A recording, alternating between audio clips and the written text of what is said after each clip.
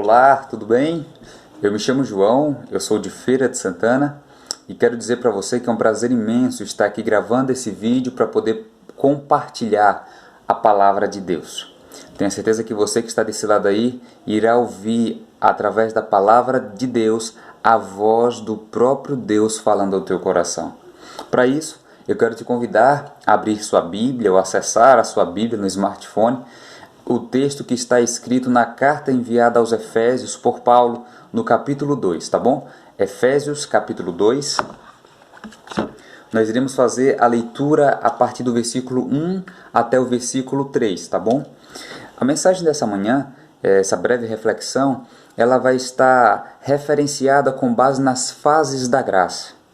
Primeira fase, segunda fase e a terceira fase. Nós iremos ler agora a primeira fase da graça, tá bom? Vamos lá? Efésios capítulo 2, versículo 2, de 1 a 3 diz assim. Versículo 1 até o 3 diz assim.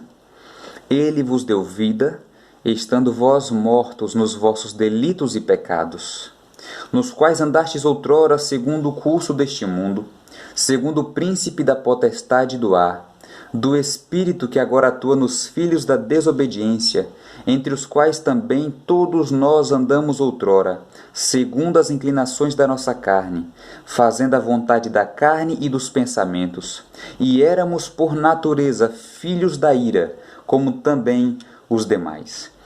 Primeira fase da graça é antes que houvesse a graça. O texto aqui nos deixa muito claro qual é a situação do homem antes da graça. Deus criou o ser humano perfeito, o colocou num jardim, numa terra perfeita, lhe deu ordens para que ele vivesse de acordo com a perfeição da vontade de Deus. Mas infelizmente o que conhecemos é o relato de que o ser humano pecou e foi destituído da glória que o envolvia, da graça que estava sobre ele. O pecado trouxe consequências trágicas e a ausência da graça à disposição do homem foi uma dessas consequências. A Bíblia nos mostra que o homem era mau eram os desígnios do seu coração. Quando lemos o livro de Gênesis, percebemos a todo momento Moisés dizendo que os caminhos do homem eram caminhos maus, caminhos tortuosos, que os homens tinham um coração transviado. E ao lermos então no Novo Testamento uma carta escrita pelo apóstolo Paulo, percebemos que a situação do homem é trágica, andando segundo o curso do mundo, inclinando-se para as paixões vis, satisfazendo os desejos da carne. Essa é a situação do homem. O texto chega a dizer que eles estavam mortos espiritualmente, mortos. Texto pesado, não é verdade? Essa, na verdade, é a situação do homem antes da graça de Deus. Mas eu quero ler para você o que está no versículo 4 e no versículo 5. Iremos entender a segunda fase da graça. Diz assim o versículo 4 e o versículo 5, Efésios capítulo 2. Diz o texto. Mas Deus, sendo rico em misericórdia, por causa do grande amor com que nos amou, e estando nós mortos em nossos delitos e pecados, nos deu vida juntamente com Cristo.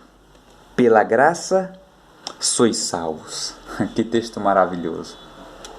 Esse texto aqui, queridos, ele reflete plenamente, ele resume de forma perfeita a missão que Cristo veio desempenhar aqui nessa terra. O texto nos diz que quando estávamos mortos nos nossos delitos e pecados, Ele, Jesus, nos deu vida.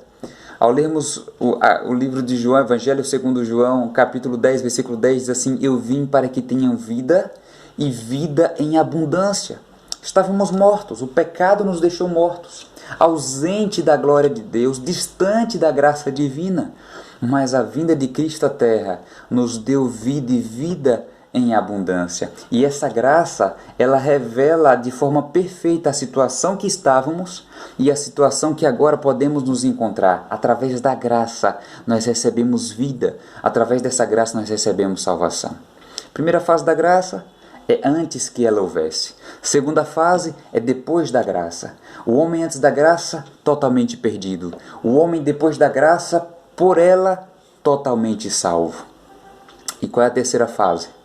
A terceira fase é findará a graça. Antes da graça, depois da graça e quando findar a graça.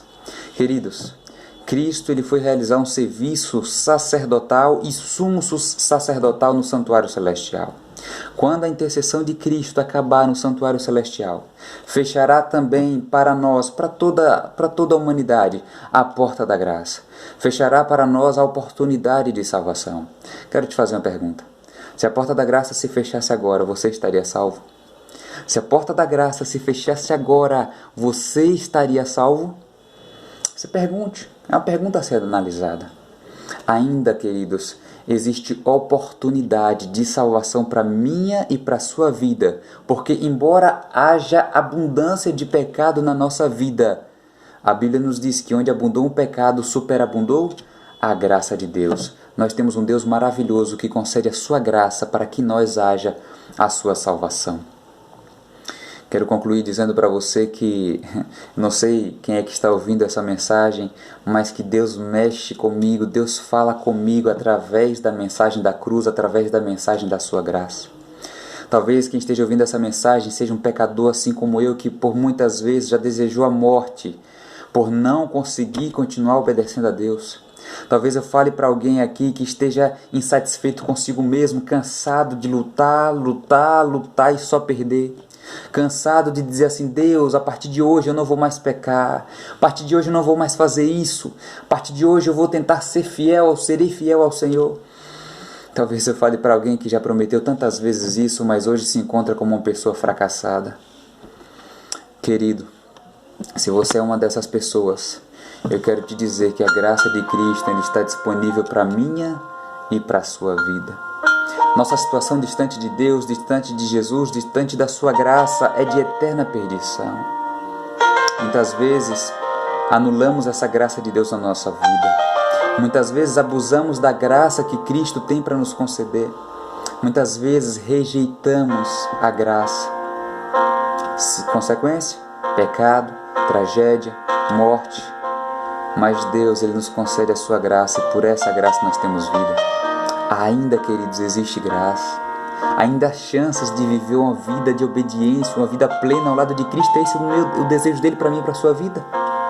Basta você aceitar, basta você se render, basta você se entregar a essa graça que está disponível para mim e para você. Fechará a porta da graça em algum momento. E como estará a sua vida? Estará você a salvo? Estará você perdido?